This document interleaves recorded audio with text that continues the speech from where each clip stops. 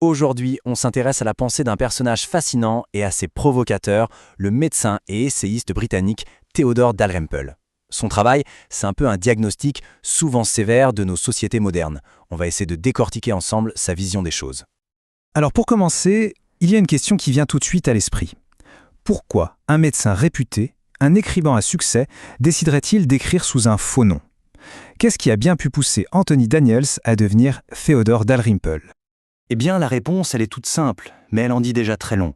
Il voulait juste protéger son identité pour pouvoir parler en toute liberté. Parler de ce qu'il voyait tous les jours, de l'intérieur au cœur même des institutions qu'il allait critiquer, la prison et l'hôpital public.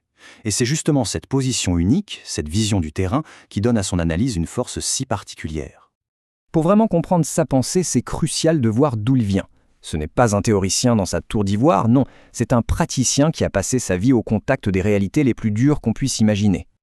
Son parcours, il est vraiment pas banal. Il devient médecin en 1974 et il part tout de suite exercer en Afrique, puis dans les îles du Pacifique. Là-bas, il est confronté à des conditions extrêmes.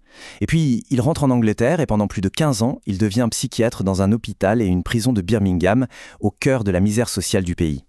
Et ça, c'est un point absolument fondamental. Quand Dalrymple parle de la pauvreté ou de la misère, ce n'est pas une idée abstraite. Il l'a vue de ses propres yeux, dans ses formes les plus terribles, bien avant de la retrouver dans les banlieues anglaises. C'est ce regard forgé sur le terrain qui va être le socle de toute son analyse. Toute cette expérience de terrain va l'amener à poser un diagnostic central, qui est vraiment le cœur de sa pensée. Une idée qu'il a développée en observant ses patients à Birmingham et qu'il appelle la culture de l'excuse. Ce qui est intéressant, c'est que sa théorie, il ne l'a pas inventée dans un bureau. C'est le contraire. C'est en étant confronté tous les jours à une violence qu'il décrit lui-même comme choquante dans les relations humaines qu'il a été obligé de se demander « Mais d'où ça vient tout ça? Quelles sont les causes profondes de cette détresse ?» Alors, la voilà, sa thèse principale. Selon lui, une idéologie s'est répandue partout, des universités jusqu'au grand public, qui consiste à systématiquement trouver des excuses aux gens. Les mauvais comportements, les mauvais choix, ne sont plus vus comme des actes de volonté, mais comme les conséquences inévitables de la société, de l'enfance, de traumatismes, bref, on déresponsabilise l'individu. Et là, il insiste sur une distinction fondamentale que notre époque aurait totalement brouillée.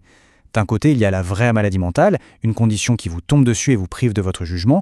De l'autre, il y a ce qu'il appelle, de manière un peu brute, la méchanceté ou la mauvaise volonté, c'est-à-dire le choix conscient de mal agir. Et pour lui, le drame, c'est que la culture de l'excuse traite la seconde comme si c'était la première. Du coup, ça nous amène à sa méthode thérapeutique. Et là, attention, c'est complètement à contre-courant de ce qu'on entend d'habitude. Pour Dalrymple, la meilleure façon d'aider quelqu'un, ce n'est pas de le conforter dans son statut de victime, mais au contraire de le confronter à ses propres choix. Prenons un exemple qu'il aime bien utiliser parce qu'il est assez provocateur, la toxicomanie. Aujourd'hui, on présente ça comme une maladie, un peu comme le diabète, quelque chose qui vous arrive.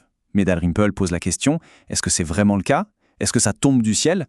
Il déconstruit complètement cette idée en montrant que devenir toxicomane, c'est un véritable projet. Ça demande une série d'actions volontaires et complexes. Il faut trouver des fournisseurs, apprendre à préparer le produit, apprendre à se l'injecter et même apprendre à surmonter les premiers effets qui sont souvent très désagréables. Bref, loin d'être un état passif, c'est une entreprise qui demande de la volonté et des choix répétés encore et encore. Il a aussi remarqué un glissement dans le langage de ses patients. Un petit détail qui en dit long. Plus personne ne disait « je suis malheureux ». Tout le monde disait « je suis déprimé ». La différence est énorme. Être malheureux, ça décrit souvent le résultat de sa propre vie, de ses choix. Être déprimé, ça transforme ce malheur en un diagnostic médical, en quelque chose d'extérieur, que seul un médecin peut régler, et pas un changement de comportement. Il y a une anecdote qui illustre ça parfaitement. Il reçoit une femme battue, et il lui pose une question toute simple. « Madame, si votre mari entrait maintenant dans mon bureau, est-ce qu'il vous frapperait devant moi ?» La femme répond évidemment que non. Et là, d'un coup, il lui fait comprendre une chose essentielle. La violence de son mari n'est pas une fatalité, pas une force de la nature. C'est un comportement qu'il choisit d'adopter ou non selon les circonstances. Et cet instant redonne à la patiente une part de son pouvoir d'analyse. Mais attention, pour Dalrymple, le problème n'est pas juste individuel. Cette fameuse culture de l'excuse, pour lui, c'est le symptôme de quelque chose de bien plus large. Une sorte de vide culturel et spirituel dans nos sociétés. Et il liste plusieurs symptômes de ce vide.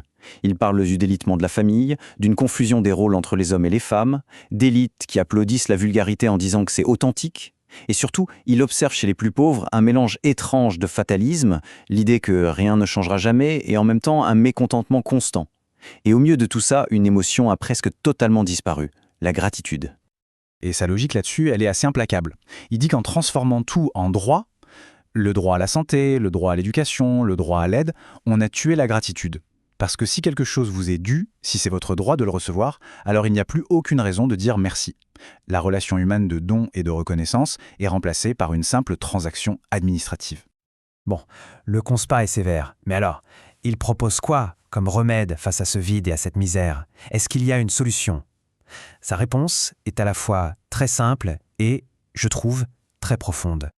Cet échange qu'il raconte, c'est peut-être la clé de toute sa philosophie. Une patiente lui sort la phrase typique de notre époque « Il faut que je me trouve ». Et lui, il lui répond du tac au tac « Non, il faut trouver quelque chose en dehors de vous-même.